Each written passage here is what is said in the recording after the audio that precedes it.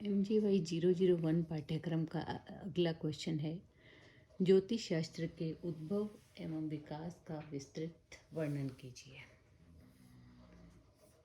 इस ब्रह्मांड में जो भी प्रकाशमान पिंड है उन्हें ज्योति पिंड या पुंज कहा जाता है और उनसे संबंधित शास्त्र ज्योतिष शास्त्र ही है। अतः ज्योतिष शास्त्र की उत्पत्ति ब्रह्मांड की उत्पत्ति के साथ ही हुई है, ऐसा कहा जा सकता है। ये ज्योतिष पिंड ही काल गणना के मुख्य आधार है। अतः काल विधायक शास्त्र ही ज्योतिष शास्त्र है। ब्रह्मांड के सभी घटक प्रत्यक्ष या परोक्ष रूप से एक दूसरे को प्रभावित करते हैं। इन ग्रह नक्षत्रों का मानव जीवन पर प्रभाव पड़ता है। अपने पूर्व जन्म में अर्जित कर्मों को भोगने के लिए जन्म के समय आत्मा उसी प्रकार की ब्रह्मांडीय स्थिति का चयन करती है और आगे जीवन में विभिन्न काल में उसी प्रकार की ग्रहों की दशा और अंतर्दशा मनुष्य के जीवन में आती है, जिससे वह अपने कर्मों का शुभाशुभ फल भोग सके। ज्योतिष शास्त्र के अध्ययन और उपयोग से मनुष्य को जीवन के सभी क्षेत्रों में सूक्ष्म अंतर्दृष्टि प्राप्त हो जाती है। ज्योतिष शास्त्र वैदिक कालीन ऋषि महर्षियों की हजारों वर्षों तक की गई तपस्या, अंतर्दृष्टि व गहन शोध का परिणाम है। जिस प्रकार का सटीक और वैज्ञानिक विवेचन प्राचीन भारतीय महर्षियों द्वारा किया गया, वैसा विश्व की किसी भी सभ्यता के द्वारा नहीं किया गया और इसी कारण से कालांतर में भारतीय ज्योतिष में वर्णित काल गणना व गणित शास्त्र के सिद्धांत ही संपूर्ण विश्व में स्वीकार किए गए। जैसे वर्ष में सटीक दिनों की संख्या, एक वर्ष में 12 मास का होना, सप्ताह में 7 दिन का होना, सप्ताह के दिनों का क्रम, रवि सोम मंगल बुध गुरु शुक्र शनि, होरा, एक दिन रात में 24 होरा का होना, वृत्त में 360 अंश का होना, शून्य का गणना में प्रयोग, दशमलव पद्धति आदि भारतीय ज्योतिष शास्त्र की ही विश्व को देन है। मध्यकालीन भारतीय संस्कृति नामक पुस्तक में श्री ओझा ने लिखा है कि भारत ने अन्य देशवासियों को जो अनेक बातें सिखाई, उनमें से सबसे अधिक महत्व अंक विद्या का है। संसार भर में गणित, ज्योतिष, विज्ञान आदि की आज जो उन्नति पाई जाती है, उसका मूल कारण वर्तमान अंक क्रम है। 1 से 9 तक के अंक और शून्य, इन 10 चिन्हों से अंक विद्या का सारा काम चल रहा है। यह क्रम भारतवासियों ने ही निकाला और इसे सारे संसार ने अपनाया। प्राचीन भारत में संपूर्ण विश्व से अनेक विद्यार्थी विभिन्न शास्त्रों का अध्ययन करने के लिए आते थे और वर्षों तक भारत में रहकर भारतीय आचार्यों से भिन्न भिन्न शास्त्रों का अध्ययन करते थे। विश्व के सबसे बड़े ज्ञान के केंद्र भारत में हुआ करते थे, जिनमें नालंदा, तक्षशिला, विक्रमशिला, वल्लभी इत्यादि नगर प्रमुख थे। अनेक प्राचीन यात्रियों ने इसका उल्लेख भी किया है, जैसे ह्वेनसांग, फाहियान, अल बरूनी, इब्ने बतूता आदि। W. हंटर ने इंडियन गैजेटियर में स्पष्ट रूप से लिखा है कि 8वीं शती में अरबी विद्वानों ने भारत से ज्योतिष की विद्या सीखी और भारतीय ज्योतिष सिद्धांतों का सिंध हिंद नाम से अरबी में अनुवाद किया। अरबी भाषा में लिखी गई आदन उल अम्बा फितुल कालुली अतीबा नामक पुस्तक में लिखा गया है कि भारतीय विद्वानों ने अरबी के अंतर्गत बगदाद की राजसभा में जाकर ज्योतिष और चिकित्सा आदि शास्त्रों की शिक्षा दी। ऋग्वेद विश्व का सबसे प्राचीन ग्रंथ है। ऋग्वेद का काल ईसा पूर्व 4000 वर्ष स्वीकृत किया गया है। विश्व के सभी विद्वानों के द्वारा ज्योतिष शास्त्र के विकास का काल वर्गीकरण नेमिचंद्र शास्त्री की पुस्तक भारतीय ज्योतिष में प्राप्त होता है। ज्योतिष शास्त्र के विकास का काल वर्गीकरण इस प्रकार किया गया है। अंधकार काल, ईसा पूर्व 10,000 पूर्व का समय। उदय काल, ईसा पूर्व 10,001 से ईसा पूर्व 500 तक का समय। आदिकाल, ईसा पूर्व 501 से ईसा 500 तक का समय। पूर्व मध्यकाल, ईसा 500 से ईसा 1000 तक का समय। उत्तर मध्यकाल, ईसा 1000 से ईसा 1600 तक का समय। आधुनिक काल ईसा 1601 से ईसा 1951 तक का समय। अंधकार काल ईसा पूर्व 10,000 पूर्व का समय। सृष्टि के आरंभ में जब मनुष्य के पास अपनी भावनाओं को अभिव्यक्ति देने के लिए कोई लिपि या भाषा नहीं थी, तब वह केवल नाद से ही अपनी संवेदनाओं की अभिव्यक्ति करता था। संपूर्ण कार्य मौखिक रूप से ही संचालित होते थे। वेद को श्रुत भी इसीलिए कहा जाता है कि उस समय सारे ज्ञान और कार्य का आधार कंठस्थीकरण ही था। भारतीय संस्कृति की मूल विशेषता उसका आध्यात्मिक ज्ञान है। इसी के माध्यम से मनुष्य ने यह जाना कि यत् पिंडे तत् ब्रह्मांडे, अर्थात जो कुछ इस शरीर में है वही ब्रह्मांड में है। मनुष्य ने जब आकाश को देखा तो उसके रहस्य को जानने का प्रयास भी किया।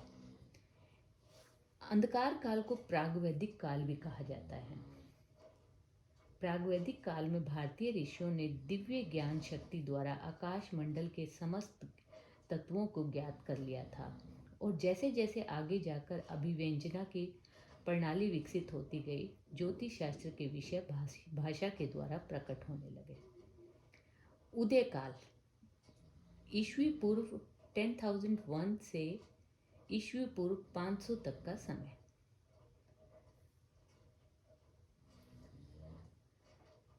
उदय काल में आर्यों ने वैदिक साहित्य को जन्म दिया। उदय काल में जिन ज्योतिष सिद्धांतों का साहित्यिक रूप प्रदान किया गया, वे प्रागवैदिक काल में मौखिक रूप से वर्तमान थे, ऐसा कहा जा सकता है। वेद, आरण्यक, ब्राह्मण, उपनिषद आदि धार्मिक रचनाएं मानी जाती है, किंतु इनमें ज्योतिष, आयुर्वेद, शिल्प की चर्चा पर्याप्त रूप से विद्यमान है। इस काल के साहित्य में मास, ऋतु, अयन, वर्ष, युग, ग्रहण, ग्रह कक्षा, नक्षत्र, दिन रात का मान और उसकी हानि वृद्धि आदि विषयों पर ज्योतिषीय दृष्टि से विचार होने लगा था।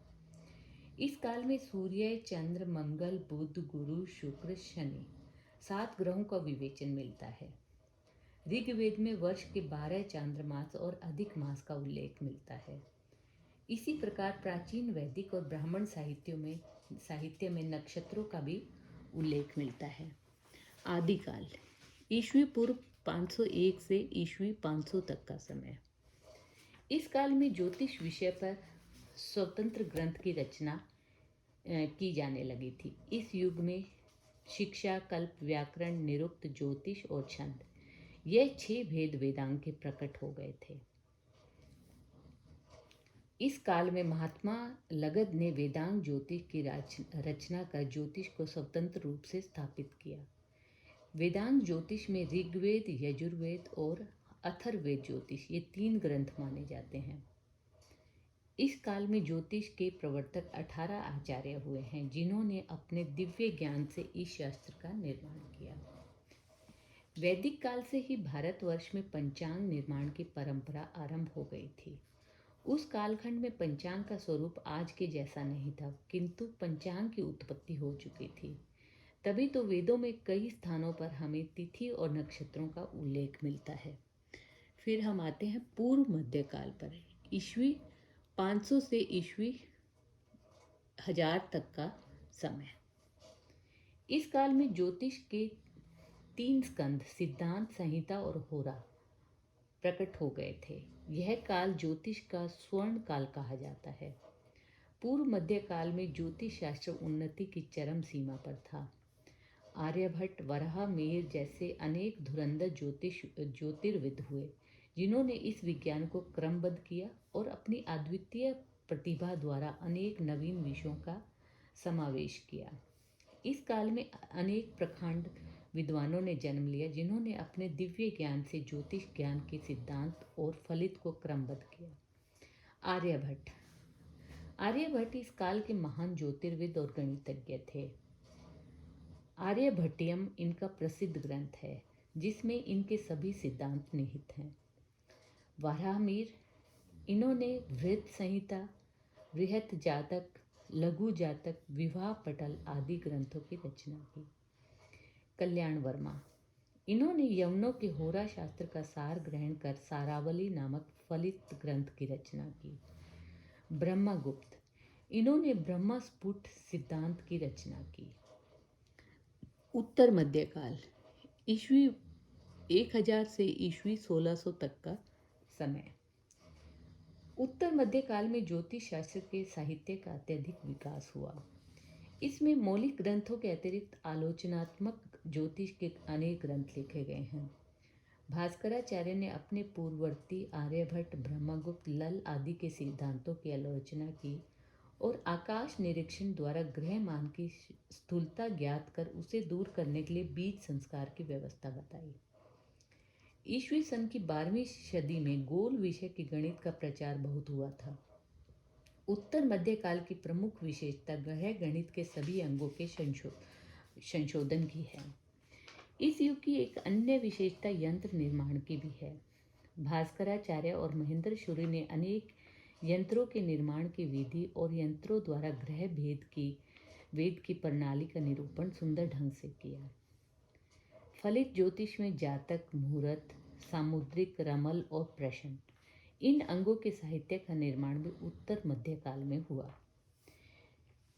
इस काल के ग्रंथ और ग्रंथकारों के संक्षिप्त परिचय इस प्रकार हैं। भास्कराचार्य, लीलावती बीजगणित, सिद्धांत शिरोमणि, करण कुतूहल और सर्वोतभद्र आदि इनकी प्रसिद्ध ग्रंथ हैं। दुर्गदेव, इन्होंने अर्थकांड और ऋट समुच्चय नामक 2 ग्रंथ लिखे हैं। मकरंद, ये सिद्धांत ज्योतिष के विद्वान थे। पंचांग निर्माण में इनकी मकरंद सारणी प्रसिद्ध है। महेंद्र सूरि, इन्होंने यंत्र राज नामक ग्रह गणित के ग्रंथ की रचना की। इस काल में गणित ज्योतिष की अपेक्षा फलित ज्योतिष का साहित्य भी अधिक फला फूला है। गणित ज्योतिष में भास्कर के समान कोई अन्य विद्वान नहीं हुआ जिससे विपुल परिमाण इस विषय में सुंदर रचनाएं नहीं हो सकी। आधुनिक काल, ईस्वी 1601 से ईस्वी 1951 तक का समय। आधुनिक काल के आरंभ में मुस्लिम संस्कृति के साथ साथ पाश्चात्य सभ्यता का प्रचार भी भारत में हुआ। इस काल में भारतीय ज्ञान विज्ञान की संपत्ति को मुस्लिम शासकों ने नष्ट किया।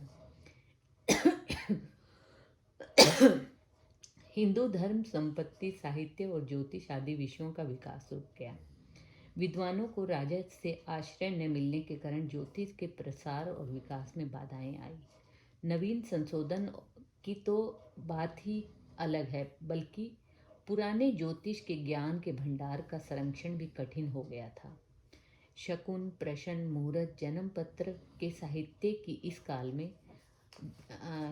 काल में अवश्य वृद्धि हुई। आधुनिक युग में पाश्चात्य ज्योतिष से संपर्क के कारण गणित ज्योतिष के सिद्धांतों का वैज्ञानिक विवेचन का आरंभ इस काल में हुआ। इस काल में अनेक प्रसिद्ध विद्वान हुए जिनका संक्षिप्त परिचय इस प्रकार है। मुनीश्वर, इन्होंने सिद्धांत सार्वभौम नामक ग्रंथ की रचना की। ये काव्य, ज्योतिष और व्याकरण के विद्वान थे। महिमोदय, इन्होंने ज्योतिष रत्नाकर, गणित, 600, पंचांग, नयन, विधि आदि ग्रंथों की रचना की। मेघ विजयगणी, इनकी प्रमुख रचनाएं वर्ष प्रबोध, उदय दीपिका, रमल शास्त्र और हस्त संजीवन है। वागजी मुनि, इन्होंने तिथि सारणी नामक ग्रंथ की रचना की। बापुदेव शास्त्री, इन्होंने त्रिकोणमिति, बीजगणित और अव्यक्त गणित नामक ग्रंथों की रचना की। सामंत चंद्रशेखर, इन्होंने सिद्धांत दर्पण नामक ग्रंथ की रचना की। नीलांबर शर्मा, इन्होंने गोल प्रकाश ग्रंथ लिखा है। सुधाकर द्विवेदी का जन्म 1855 ईस्वी में हुआ और इन्होंने भारतीय ज्योतिष को एक नई दिशा दी। ये गणित के प्रख्यात आचार्य हुए हैं। धन्यवाद।